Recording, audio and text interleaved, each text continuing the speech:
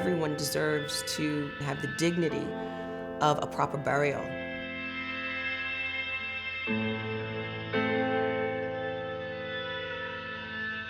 You learn a lot about society by looking at cemeteries. And Staten Island has so many of them, so I just don't understand why this particular space was not landmarked as a cemetery where it would have been protected, but it was paved over, which is tragic.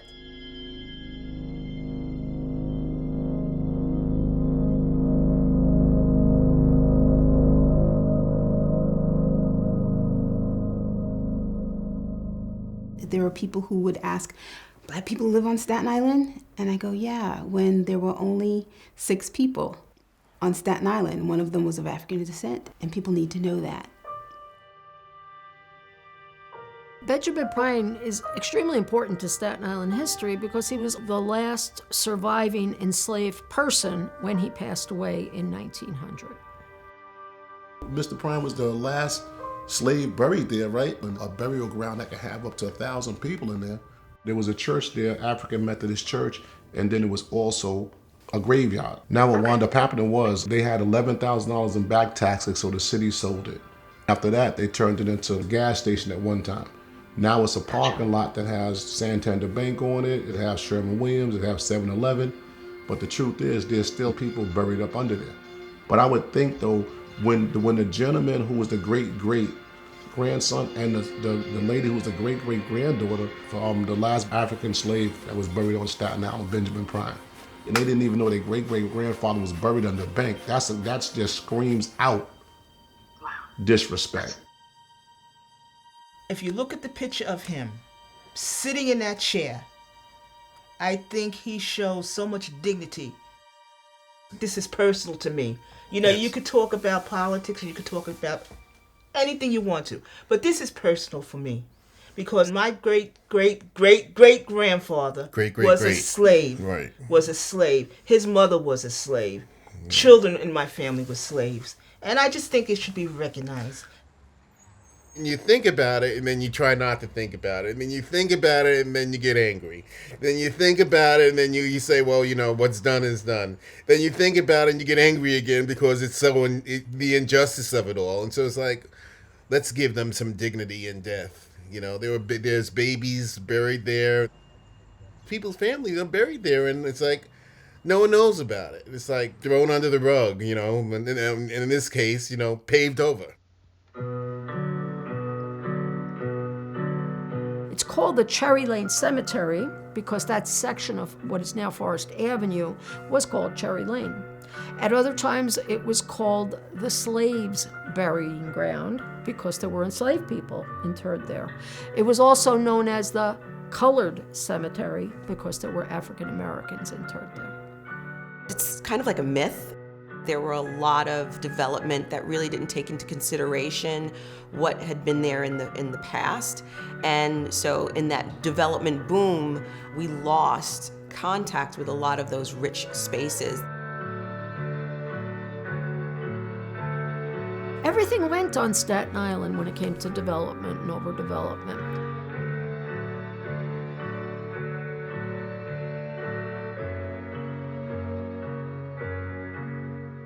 This cemetery was expected to pay taxes to the city of New York. The burial ground was sold in the 1950s to a Seidel man who sold the land to this gas station that I actually remember going back to my youth.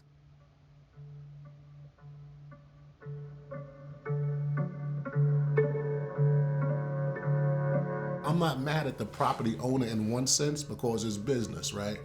Maybe that property manager, like everybody else, didn't have knowledge of what was under there, but the city knew.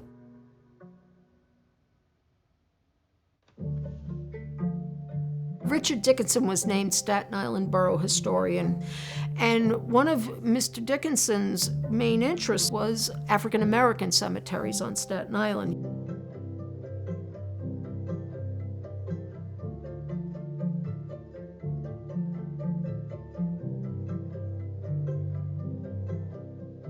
He approached the new owners and asked that a memorial be at the least, put in to recognize what this property was, about the church that was there, the cemetery, and especially about the fact that there were enslaved individuals buried in there.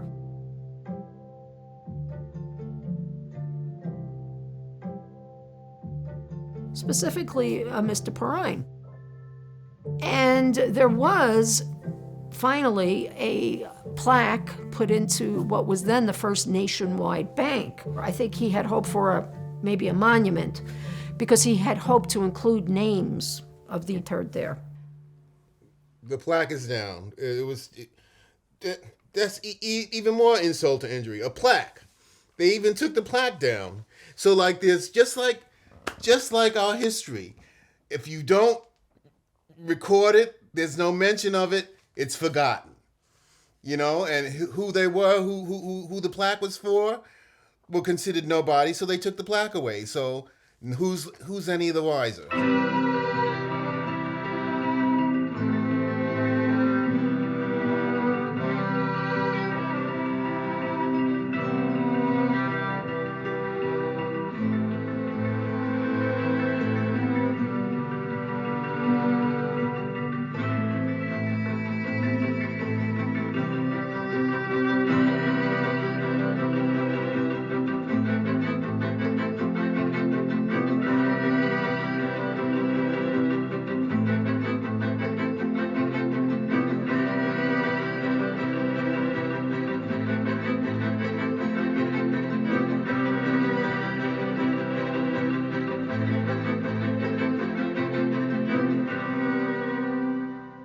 When you find out something definitively and you take action to preserve that, it does send a signal to everyone, not just development, but communities, businesses, and schools, that we are here. We really do need to look to the past to understand where we are standing right now. And then how do we use that information to move ourselves forward?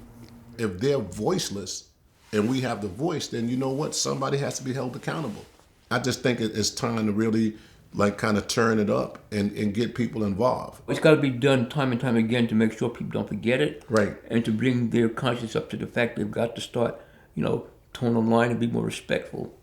I mean, talk is talk, but there's got to be some kind of action behind it. The follow-up, right, and follow through. And I know most people will say, well, that's then. That's in the past.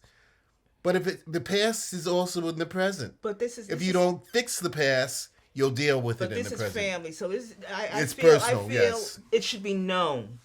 I'm not saying have parades going down the street, but just the recognition. There are people there, and like I said, it's very personal to me because it's a relative. It's a family member I never knew about, never had any idea about.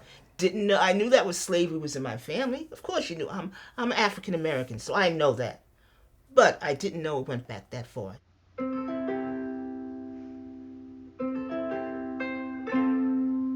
That paved ground reflects how we are viewed and the importance of our contributions are viewed.